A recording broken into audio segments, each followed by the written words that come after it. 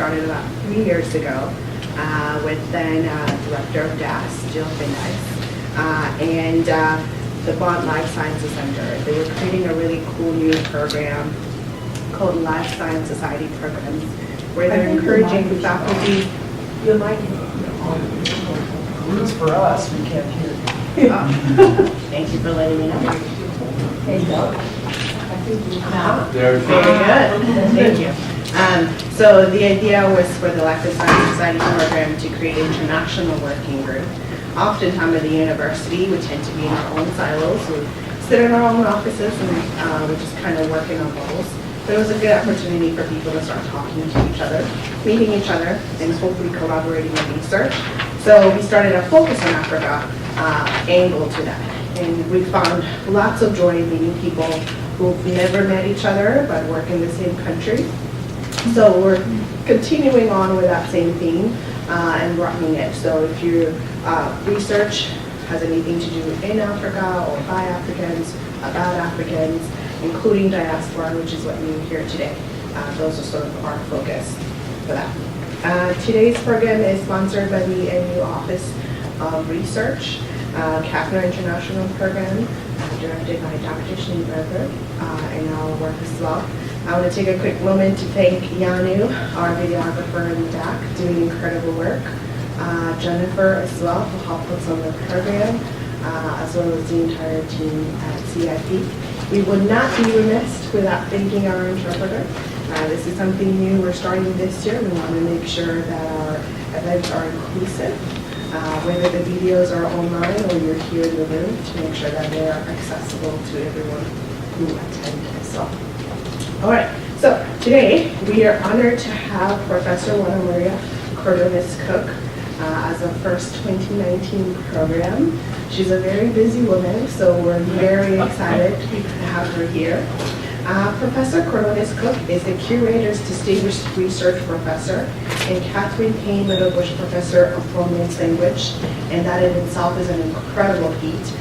Most of us have one of those, but she has two of those as well. She has built her scholarship around 4 related and complementary pillars: gender studies, Afro Latin American Theater, Afro-Cuban Renaissance and Documentary filmmaking, which is the treat we're going to give you today. So her research focuses on the convergence of arts and letters and social concerns, and how us always concentrated on the marginal, non-canonical voices, literature and culture of women and Afro-descendants, essentially those who share an experience of oppression and repression. So in addition to those 2 amazing feats, she has published over 80 journal articles, 14 books, and made over 23 films dealing with Afro-Cuban artists and writers. Her documentaries have received numerous national and international awards, including an Emmy nomination, which is incredible. And they have, of course, been screened at hundreds of times across the world at really prestigious venues around the world. So today, Juana Maria is going to tell us about her work. We're going to see some of the trailers, some of the films and documentaries she's put together as well. So please, give her one more. Thank you very much, Nadesh. I'm very delighted to be here with all of you, sharing some of my research about which I'm absolutely passionate. As Nadesh said, I have been concentrating in the African diaspora in Latin America.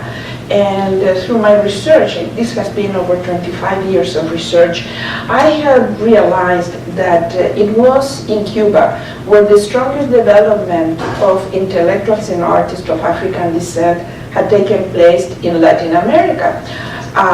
I don't know if you all know this, perhaps you do, but of the over 10 million Africans who were brought to the Americas as a slave, only 5% came to what is now the territory of the United States. The rest went to Latin America.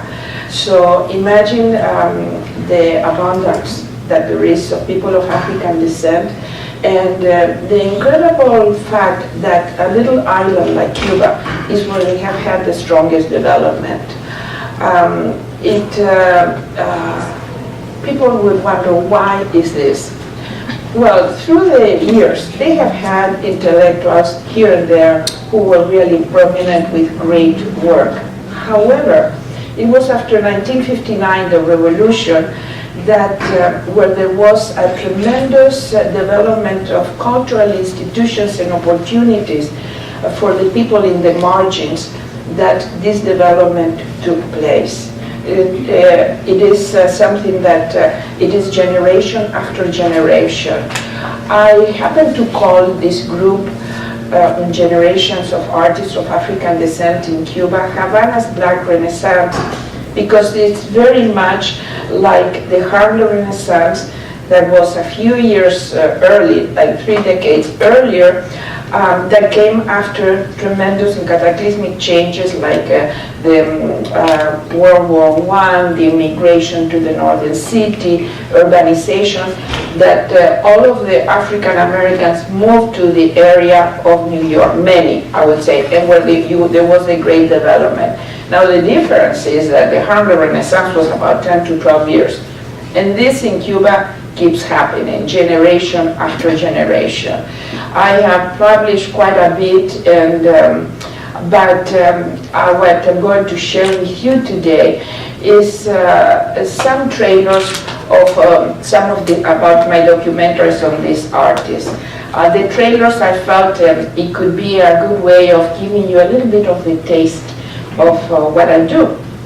The first trailer is going to be on Rogelio Martinez Fure, who was born in 1936, and he is perhaps at this point the greatest Africanist in Latin America. He has published several books in translation of African poetry. In fact, his first book of poetry in translation that came in 1961 was sold out the day after it appeared in the public. Imagine. But he also founded the National Folkloric Ballet. He has dozens of books published, dictionaries. I mean, he's an amazing person who, unfortunately, in the last year, he has become completely blind. However, since this generation of artists was not always welcomed by the government in Cuba, he went several years without publishing. So he still has stacks of manuscripts that are coming out, because in a process of rectification of policies, many of these people who were for a long time silenced, now they are being published, and they are really welcome into the cultural world. So we're going to start with Rogelio Martinez Fure. Perhaps we can turn off a little bit the lights. What you will see is the folkloric ballet starting.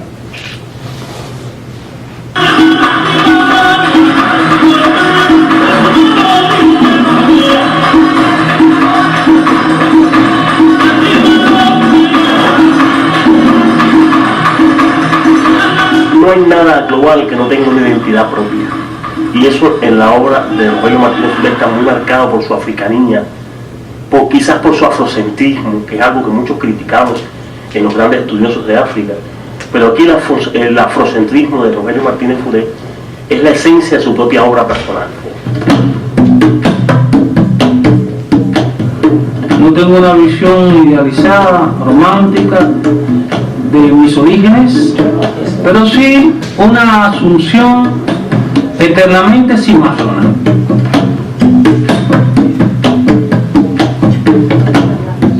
Dije, voy a refugiarme, voy a zambullirme en la fuente profunda de la sabiduría oral.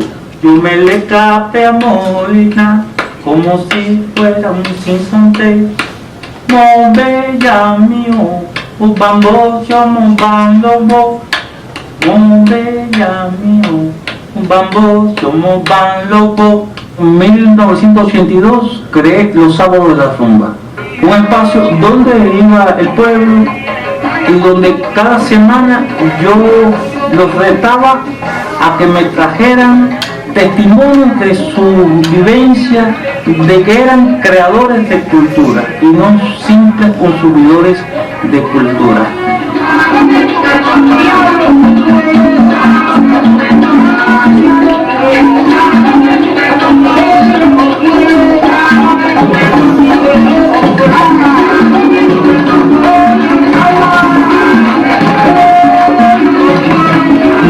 mucho por hacer, pero hemos contribuido un poquito a devolver la memoria y el olvido a nuestro pueblo.